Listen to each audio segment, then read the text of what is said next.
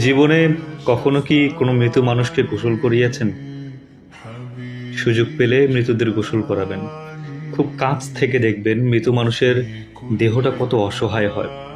মৃত্যুর পরে মানুষের মৃতদেহ কতটা ভয়ের কারণ হয়ে দাঁড়ায়। সুযোগ পেলে রাতে লাশ পাহারা দিবেন। তখন বুঝতে পারবেন মৃত্যুর পরের প্রিয় মানুষটার লাশ রাতের বেলা আপনার কাছে কত অদ্ভুত লাগে, কত ভয়ের কারণ হয়ে ওঠে, কত আতঙ্কের কারণ হয়ে যায়। সুযোগ পেলে মৃত ব্যক্তির শরীরে একটু হাত লাগিয়ে কিছুক্ষণ স্পর্শ নেবেন। আপনি তখন উপলব্ধির সুযোগ পাবেন এই পৃথিবীতে বিশাল প্রভাব প্রতিপত্তি রেখে যাওয়া মানুষগুলো মৃত্যুর পরে কত নির্জীব রূপ ধারণ করে।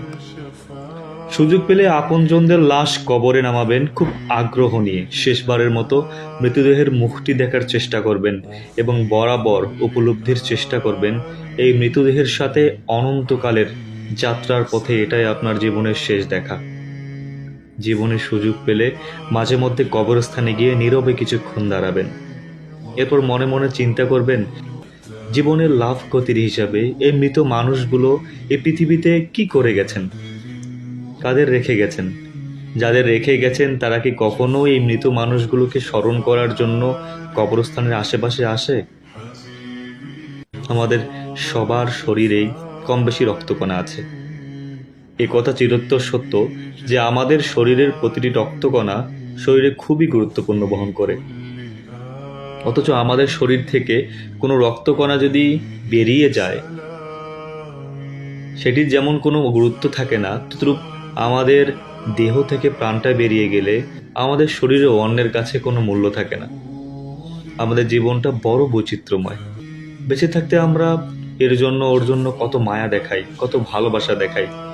এ আমার ছেলে তো সে আমার মেয়ে, এ আমার ভাই তো সে আমার বোন। অথচ মরে গেলে এই মানুষগুলোই সবার আগে তোড়জোড় শুরু করবে কিভাবে মৃতকে দাফন করানো হয় বা কিভাবে মৃতকে দাফন করা যায়, কত দ্রুত মৃতকে কবরস্থ করা যায় সেই চিন্তায় সবাই তটস্থ থাকে। আমাদের জীবনটা আসলেই সাময়িক। এই সাময়িক জীবনটা মাত্র 40, 50, 60 অথবা বড় জোর 70 বছরের সমষ্টি।